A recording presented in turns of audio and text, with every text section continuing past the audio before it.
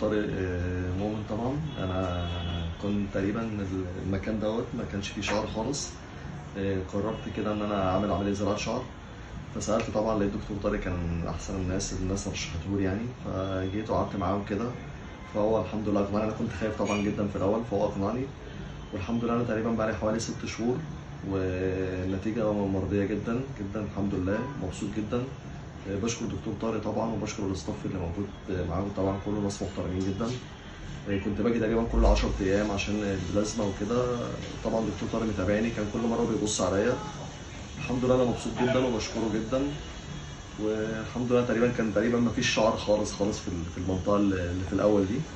وتقريبا دي صورتي تقريبا قبل العمليه يعني الحمد لله.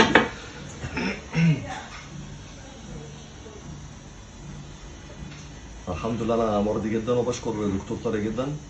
والحمد لله حتى المنطقه المالحه عندي اللي انا خدمانها عشان الزراعه وكده الحمد لله مش باينه اصلا. فتقريبا اللي بيشوفني ما بقاش عارف ان انا تقريبا عامل زراعه شعر او كده، مفيش مكان فاضي مثلا او كده يعني.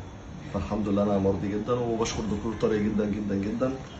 ومتشرف جدا بمعرفة دكتور طارق الحمد لله. ميرسي ليك قوي يا استاذ مصطفى، ربنا نورتني النهارده. ربنا يخليك يا دكتور، ربنا يخليك.